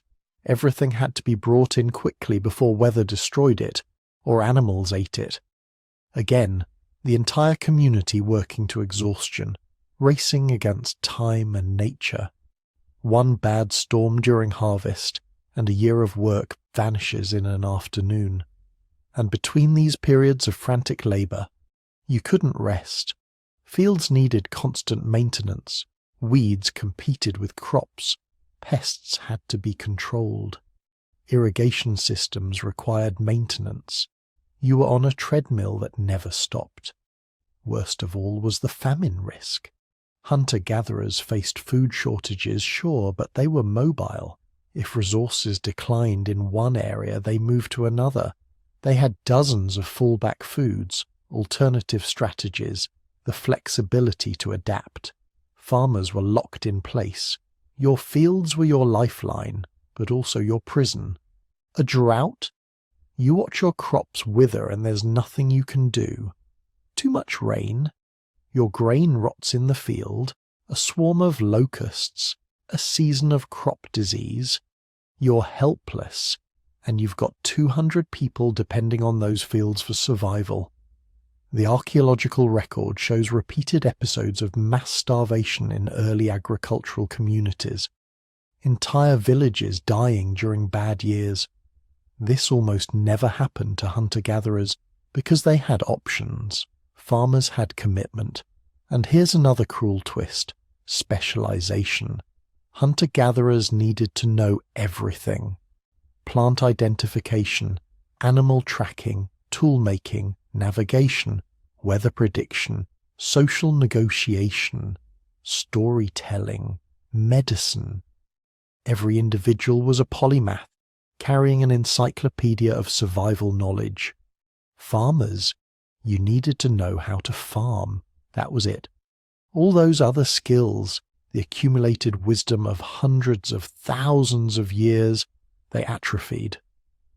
You became a specialist in repetitive agricultural labour, and specialisation made you even more vulnerable. When the crops failed, you had no fallback skills. You couldn't just switch back to hunting because you'd forgotten how. Women bore an especially heavy burden in agricultural societies. In hunter-gatherer groups, women gathered plant foods, which typically provided 60 to 70% of the calories.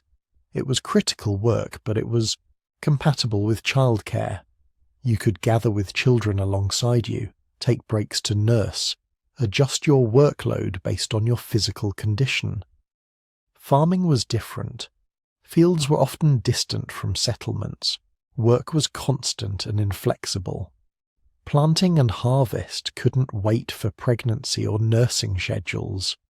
So women worked through pregnancies, returned to the fields days after giving birth, carried infants to the fields where they were exposed to sun and disease.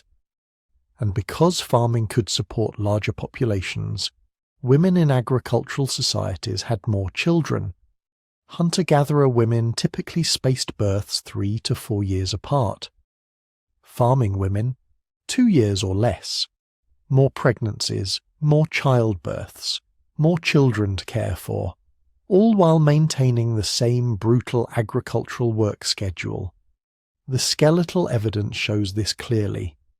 Women's bones in early agricultural societies show even more stress markers than men's. They were working harder, bearing more children, and dying younger. So here's the terrible irony. Farming made individual lives worse. Shorter lifespans, more disease, harder work, less leisure, greater vulnerability to famine, less personal freedom. For thousands of years, every measurable quality of life indicator declined, but farming populations grew faster than hunter-gatherer populations, and in the brutal mathematics of history, numbers win. A village of 200 sick, overworked, malnourished farmers could outcompete a band of 20 healthy, well-fed hunter-gatherers simply through weight of numbers. When the two groups came into conflict over territory, the farmers won. not because they were stronger or smarter or better adapted, because there were more of them. And once that process started, it was irreversible. Farming populations expanded, pushing hunter-gatherers into marginal territories. As farmland spread, wild game declined. The territories needed to support hunting and gathering lifestyles shrank. Hunter-gatherers either adopted farming themselves or were pushed to the edges of the habitable world. By 2,000 years ago, most of the planet's prime agricultural land had been converted to farming. Hunter-gatherers survived only in deserts, Arctic regions, dense rainforests, places where agriculture wasn't viable. And even there, they were living on borrowed time. The trap had closed completely. Humanity had traded freedom, health, and leisure for population density. We'd become the most numerous large mammal on Earth, and all it cost was everything that had made our ancestors' lives worth living. But we couldn't go back. The trap worked because it was irreversible. Each generation inherited a world more dependent on agriculture, more crowded, with fewer alternatives. The decision to plant those first seeds 12,000 years ago had committed every generation afterward to a path they couldn't escape. We'd worked harder to live worse, and we called it progress. But here's where we need to pause and acknowledge something crucial. Everything we've discussed so far makes farming sound like a complete disaster. Shorter lifespans, worse nutrition, new diseases, crushing inequality, harder work. If you're listening to this thinking, so why the hell did we stick with it? You're asking exactly the right question. Because despite all the suffering, despite all the cost we've catalogued, farming gave us something that hunter-gatherers could never achieve. It gave us numbers. Raw, overwhelming, civilization-building population density. Think about this. A typical hunter-gatherer territory might support one person per square mile, maybe 5 if you're in a particularly rich area with abundant game and edible plants. But a farming settlement, even early, inefficient farming, could support 50, 100, even 200 people per square mile. That's not just a marginal improvement. That's a completely different kind of human existence. By 4000 BCE, just 6,000 years after farming began spreading from its origin points, the global human population had exploded to somewhere between 5 and 10 million people. For context, during the entire Paleolithic era, the total human population probably never exceeded 5 million at any one time. Farming didn't just change how we lived. It fundamentally transformed how many of us could exist on this planet. And with those numbers came something unprecedented. Surplus. Not just enough food to survive, but extra. More grain than you needed for this season. More livestock than you could consume this year. Surplus changes everything. It's the foundation of every complex development that followed. Because here's what happens when you have surplus. Not everyone needs to spend their entire day finding food. For the first time in human history, some people could specialize. One person could spend their whole life becoming really, really good at making pottery. Not just functional cooking vessels, but refined, beautiful ceramics. Another could focus entirely on metalworking, experimenting with different ores and temperatures, discovering bronze, then iron, then steel. The archaeological record from early farming settlements shows this specialization emerging within just a few generations.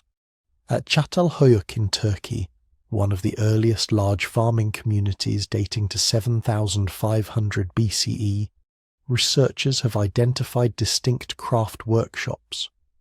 Specialized areas for tool-making, textile production, bead manufacturing. These weren't just people dabbling in crafts during spare moments. These were full-time specialists whose food was provided by the surplus production of their neighbours, and specialisation breeds innovation. When someone can dedicate their entire life to a single craft, they get incredibly good at it. They discover techniques that would never occur to someone making pottery once in a while between hunting trips. They can experiment, fail, learn, and refine their methods over decades. This is how technology accelerates. A farming village in 6000 BCE had access to tools and technologies that would have seemed like magic to their hunter-gatherer ancestors just a few generations earlier. Fired pottery that could hold water and cook food more efficiently. Woven textiles far superior to animal hides. Polished stone tools with cutting edges sharper than anything achievable with simple chipping techniques. Metal implements that could hold an edge indefinitely. But the most important innovation that emerged from agricultural surplus wasn't a physical tool at all. It was writing. Around 3200 BCE in Mesopotamia, the first true writing system emerged. And it didn't develop for poetry or storytelling or religious texts. It developed because farmers and merchants needed to keep track of stuff. Picture this. You're a temple administrator in the city of Uruk, one of the world's first true cities. Thousands of people are bringing you grain as tribute. Hundreds of workers need to be paid in rations. You have to track planting schedules, harvest yields, debt obligations, land ownership. Trying to remember all this in your head is impossible. Even oral traditions and memory techniques have their limits. So you start making marks on clay tablets. Simple pictures at first. A stylized barley stalk to represent grain. A cow's head to represent cattle. Numbers represented by different-sized marks. This is proto-cuneiform, the grandfather of all writing systems. Within a few centuries, these simple pictures evolved into abstract symbols that could represent sounds, ideas, complex concepts. And once you have writing, everything changes. Knowledge no longer depends on human memory. Information can be stored, accumulated, transmitted across generations with perfect fidelity. A farmer in 2500 BCE could read planting instructions written by his grandfather 60 years earlier. A merchant could reference price records from decades past. A king could send detailed orders to governors hundreds of miles away. Writing led directly to mathematics. Those Mesopotamian accountants needed to calculate areas, volumes, quantities. They developed sophisticated arithmetic, including the first place value number system. By 2000 BCE, Babylonian mathematicians were solving quadratic equations and calculating square roots, not because they loved abstract math, but because managing agricultural surplus required it. The Egyptians took it further. They needed to calculate crop yields from fields of irregular shapes, to predict the flooding of the Nile, to design irrigation systems. This practical need drove the development of geometry. The word itself comes from Greek roots meaning earth measurement, math for managing farmland. But here's where it gets really interesting. Once these tools existed, once writing and mathematics were developed for boring, administrative purposes, humans started using them for everything else. Poetry, history, astronomy, philosophy. The Epic of Gilgamesh, one of humanity's first great literary works, was written in cuneiform on clay tablets, the same writing system invented to track grain shipments. And with writing came the ability to accumulate knowledge across generations. A farmer could experiment with new techniques and write down what worked. His grandson could read those notes and build on them, trying variations, refining methods.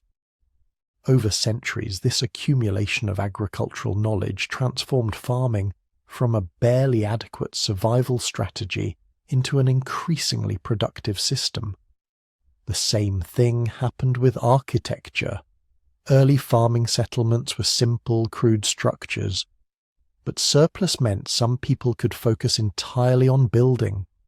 They experimented with different materials, different designs, different construction techniques. They learned that arches could span greater distances than simple beams, that certain mud brick proportions were stronger than others, that proper foundations prevented structures from collapsing. By 2500 BCE, just 7,500 years after the first farming settlements, humans were building structures that still inspire awe today. The Great Pyramid of Giza, constructed with over 2 million stone blocks, some weighing 80 tons, assembled with such precision that you can't fit a knife blade between the stones. This required advanced mathematics, sophisticated engineering, complex project management, and the ability to feed and organize tens of thousands of workers for decades. None of that happens without agricultural surplus. Hunter-gatherers don't build pyramids because they can't afford to have thousands of people not hunting and gathering for years at a time. The same principle applies to every other complex cultural achievement. Art flourished because some people could be full-time artists. Music evolved because musicians could dedicate their lives to their craft. Philosophy emerged because some individuals had the luxury of spending their days thinking about abstract questions rather than finding dinner. The Greek philosophers we still study today, Plato, Aristotle, Socrates, they weren't farmers. They were supported by an agricultural economy that produced enough surplus to feed people who contributed nothing to food production. The same is true for Buddhist monks, Hindu priests, Confucian scholars. Every major philosophical and religious tradition developed in agricultural societies with enough surplus to support people whose job was just to think. And sedentary life, that permanent attachment to one place that made farming possible, it enabled something else profound. Accumulation. Hunter-gatherers have to carry everything they own. This puts strict limits on material culture. You only keep what's useful enough to justify lugging around for the next migration. But farmers don't move. They can accumulate possessions, tools, materials. More importantly, they can accumulate knowledge in physical form. Libraries become possible.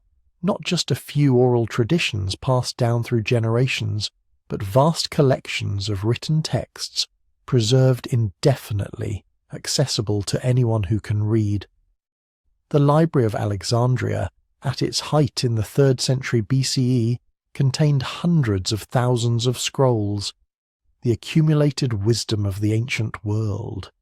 Greek science, Egyptian astronomy, Babylonian mathematics, Persian poetry, all in one place. This kind of knowledge concentration is impossible without agriculture, and that knowledge accumulation eventually led to the systematic investigation of the natural world. Science, in the modern sense, emerged from agricultural societies with enough surplus to support people whose only job was to figure out how things work. Ancient Greek natural philosophers, Chinese astronomers, Indian mathematicians, they were all products of agricultural surplus.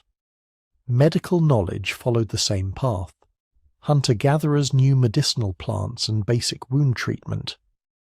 But complex medicine, surgery, anatomy, pharmacology, these developed in agricultural societies where specialists could dedicate their lives to understanding the human body. By 1000 BCE, Egyptian physicians were performing complex surgeries. Chinese doctors had developed sophisticated diagnostic techniques and herbal remedies. Indian healers had written detailed medical texts covering everything from childbirth to mental illness. Fast forward to today. Everything, And I mean everything about modern life traces back to agricultural surplus.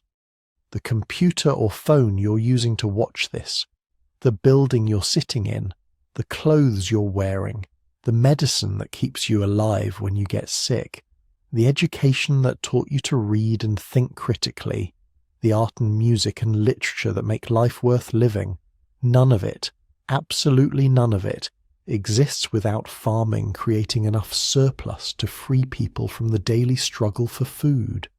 Every scientist, engineer, artist, musician, writer, and philosopher in history was ultimately supported by farmers producing more food than they personally consumed.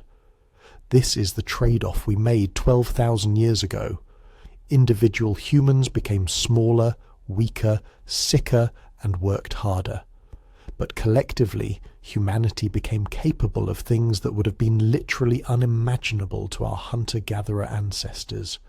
We traded personal health for collective knowledge, individual freedom for civilization, easy living for accumulated wisdom, and here's the most important part.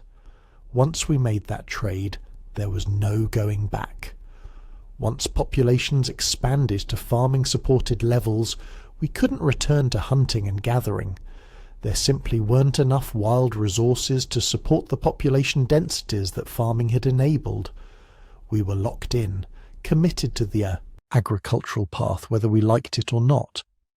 But that commitment, that inability to reverse course, it forced us to keep improving, to develop better tools, better techniques, better social organizations. Every challenge created by farming drove innovation to solve it. Not enough water? Develop irrigation, soil exhaustion, invent crop rotation, disease, create medicine, social conflict, develop laws and governments. The suffering was real, the costs were genuine, but the trade-off ultimately enabled everything that makes us distinctly human. Language existed before farming, but writing didn't. Art existed before farming, but monumental architecture didn't. Tool use existed before farming, but systematic technology development didn't. Social organization existed before farming, but complex civilization didn't. Was it worth it? That's not really a question we can answer because we didn't choose it individually. Our ancestors 12,000 years ago didn't vote on whether to adopt farming.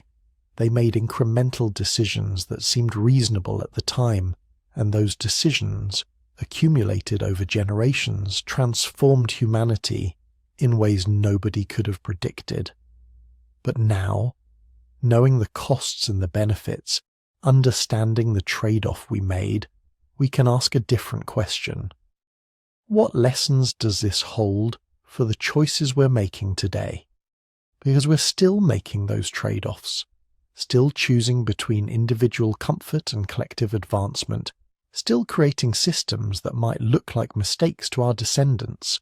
So here we are, 10,000 years after the agricultural revolution began, sitting in climate-controlled rooms, staring at screens, eating foods our ancestors would barely recognize as edible. The descendants of those first farmers who planted wheat in the Fertile Crescent have conquered the planet. We've built cities that house tens of millions. We've split the atom and walked on the moon.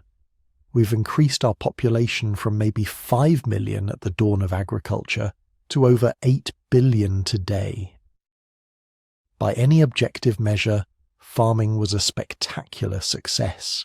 And yet there's this nagging question that won't go away. Were we better off before? Was Jared Diamond right when he called agriculture the worst mistake in the history of the human race? Because here's the thing about modern life. We're living longer than ever, sure.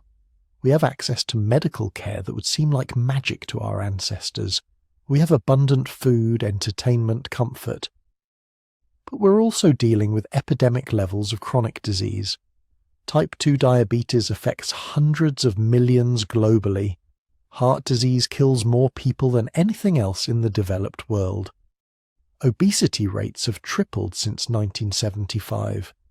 Depression and anxiety disorders are skyrocketing, and a growing number of researchers are asking, what if these aren't just random modern problems?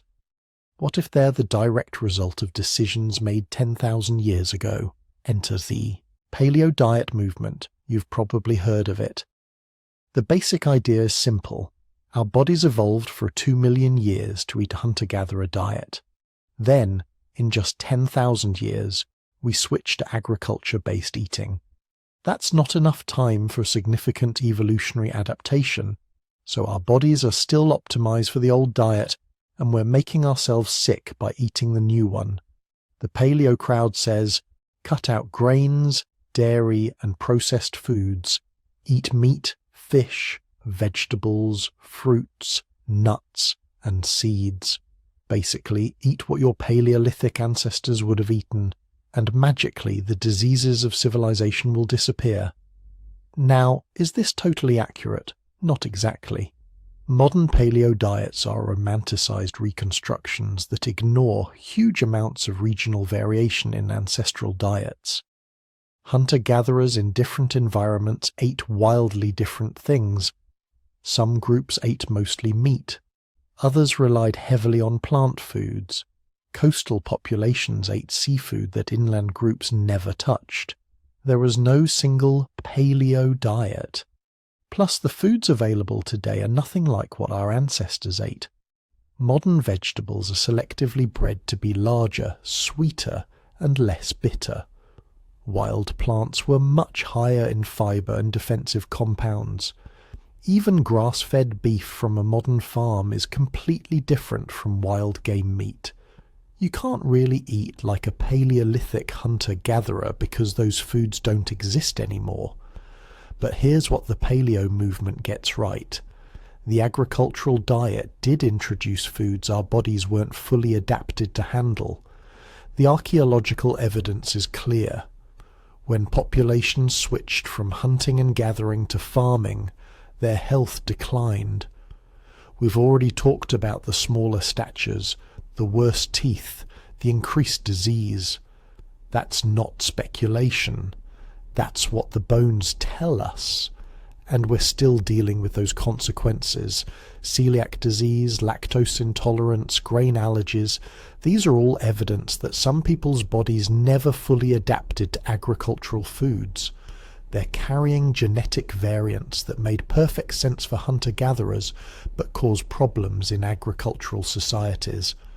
Even for people without specific intolerances, there's mounting evidence that modern agricultural diets, especially highly processed versions, are contributing to chronic disease. High glycemic foods that spike blood sugar, seed oils that weren't part of the human diet until recently, ultra-processed foods that barely resemble anything our ancestors would have recognized. We're running Paleolithic software on an agricultural operating system, and the bugs are showing up everywhere.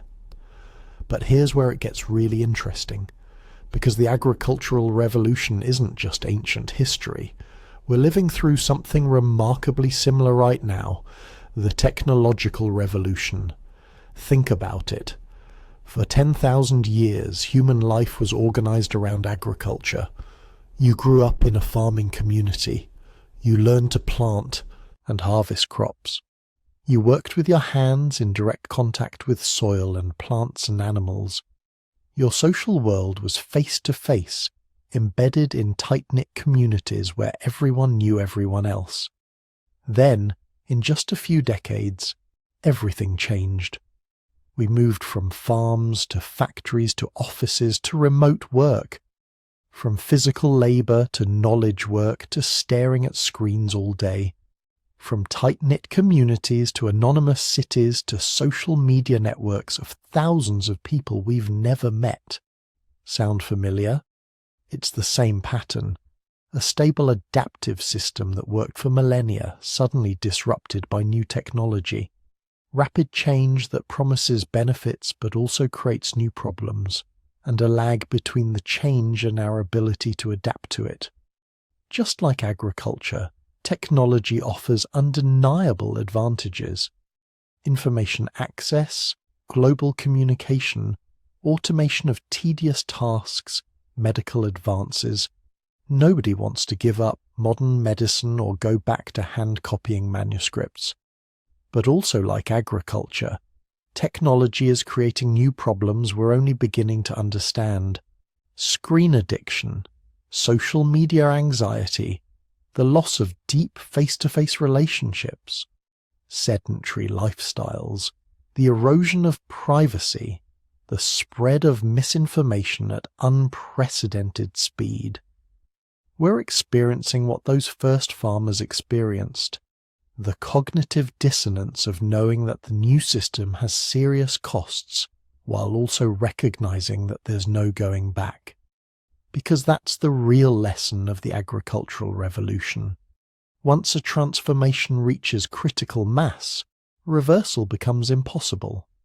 Those early farming communities couldn't just decide to go back to hunting and gathering. They'd changed the landscape too much. The wild game was gone.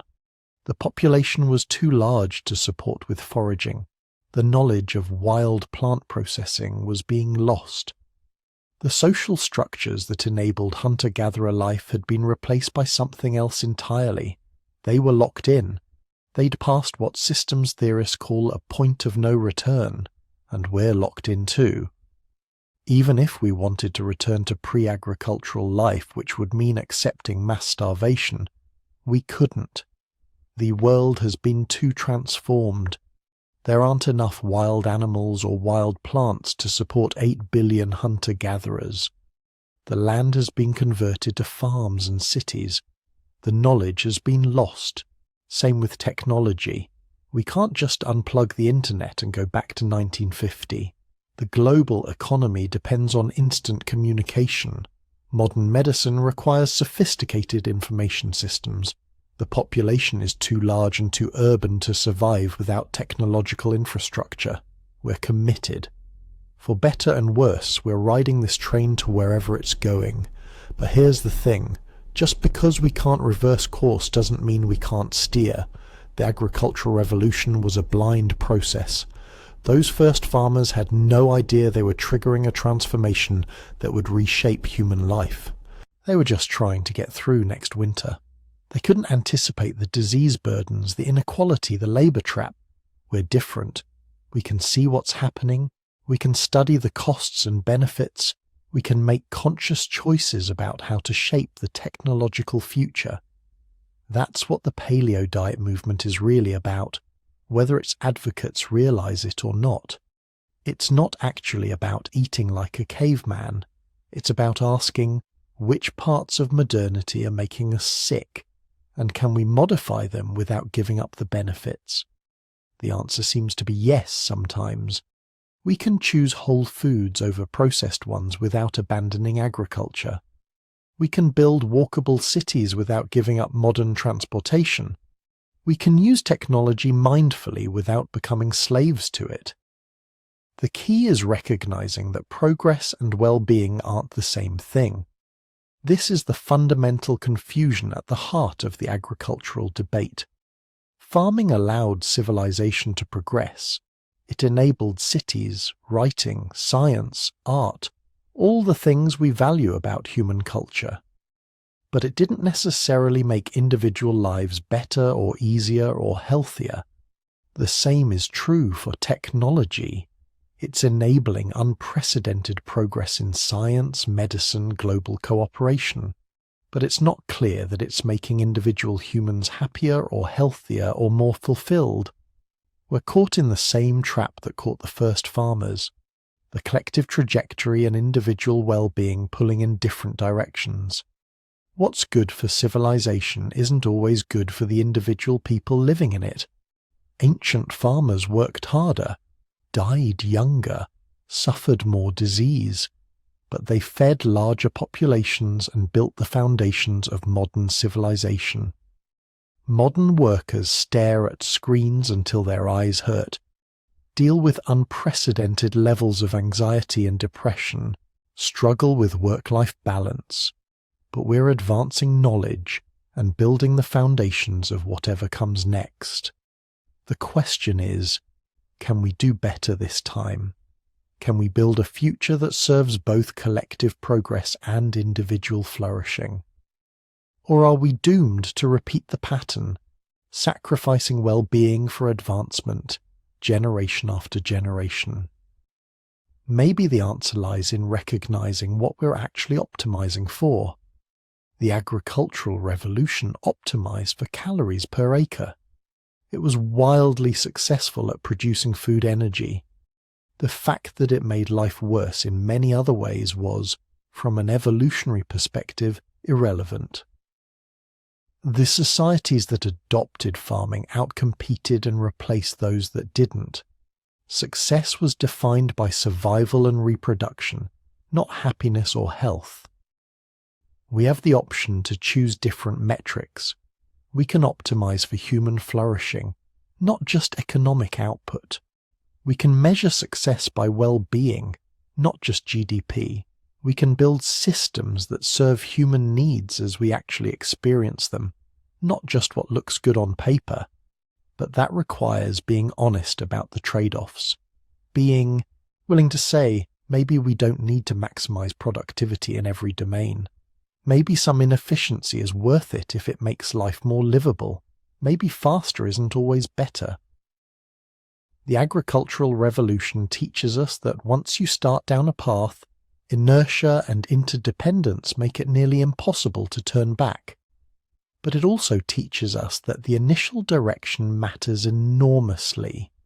The choices made by those first farmers, whether deliberate or accidental, shaped life for all the millennia that followed.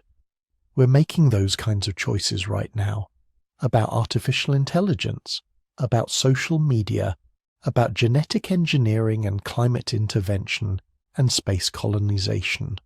Choices that will echo for thousands of years, shaping the lives of people who haven't been born yet. Will they look back at us the way we look at those first farmers, grateful for the foundations we laid, but also wondering why we didn't see the costs, why we didn't make different choices when we still could? Or will we be the generation that learned from history, the ones who figured out how to steer the transformation instead of just being swept along by it? Because here's the final lesson. The agricultural revolution wasn't a mistake. It was inevitable. Given the climate, the available technology, the population pressures, farming was going to happen. And it was going to reshape human life completely. But how it happened mattered. The specific choices made by specific people at specific times created the particular version of agricultural society we ended up with. Different choices would have created different outcomes. Not perfect ones, but different ones. We're in the same position. The technological transformation is inevitable. We're not going back. But the future is still being written, and we're the ones holding the pen. The question isn't, was farming worth it? That's unanswerable. It happened. We're here. We are the product of that 10,000-year experiment in living differently. The question is, what are we going to do with the lesson? So here we are. After tracking humanity's journey from mobile hunter-gatherers to settled farmers, after examining the broken teeth, the shrunken bodies, the diseases and inequalities that agriculture brought with it, we're left with a question that doesn't have a comfortable answer. Was farming really the greatest mistake in human history? Here's the paradox that makes this question so difficult. On an individual level, for most people, for most of history, the answer is probably yes. The average farmer worked harder, ate worse, died younger, and suffered more than their hunter-gatherer ancestors. They were trapped in a system that demanded endless labor and gave back only enough to keep them alive. Their bodies were destroyed by repetitive strain. Their children died from diseases that wouldn't have existed in smaller mobile populations. They lived under hierarchies that concentrated resources and power in fewer and fewer hands.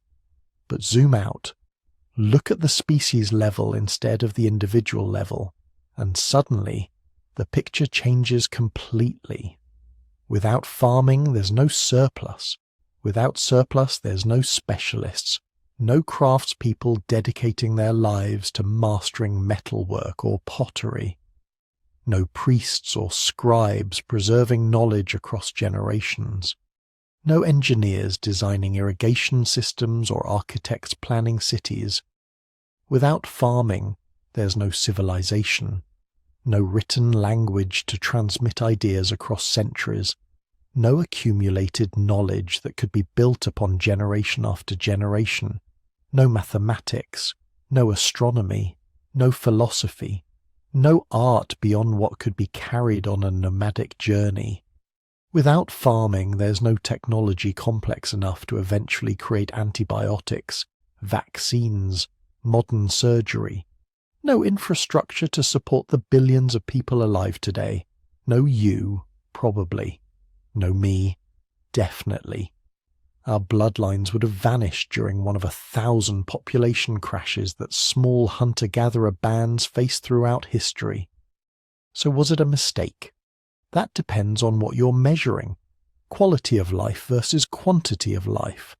Individual happiness versus species survival. Freedom versus security. There's no objective way to weigh these things against each other. But here's what we can say with certainty. Once it started, there was no going back. That's the truly remarkable thing about the agricultural revolution. It wasn't something our ancestors chose with full knowledge of the consequences. Nobody sat down and calculated the costs and benefits, deciding that yes, shorter lives and harder work were worth it for the possibility of civilization millennia in the future. They just responded to immediate pressures. A village that produced more food could support more children. Those children grew up and needed more food, so the village cleared more land and planted more crops. Neighbouring groups saw the larger populations and adopted farming themselves to compete.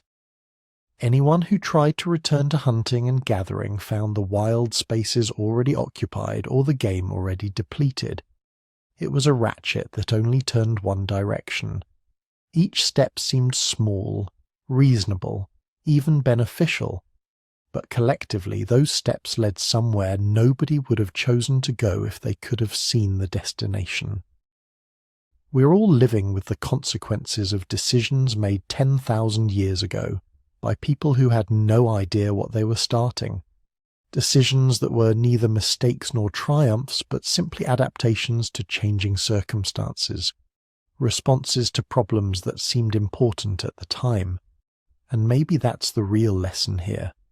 The things that change history aren't usually grand choices between obvious alternatives. They're small adjustments, incremental shifts, practical responses to immediate problems. We don't get to see the long-term consequences of our decisions until it's far too late to change them. So as you're drifting off to sleep tonight, maybe think about the journey we've traced together. From those tiny groups of humans scattered across Africa, surviving against impossible odds, through the bottleneck that nearly ended our species before it truly began, to the explosive expansion that followed, spreading human populations across the world, and finally to those first farmers planting seeds that would grow into the modern world. They didn't know they were making history. They were just trying to survive, to feed their children, to make it through one more harvest season. And that's what humanity has always been. Not heroes or villains, not making triumphs or mistakes, just survivors adapting to whatever the world throws at us, creating the future one small decision at a time. If you've made it this far, I hope you've enjoyed this journey through deep history.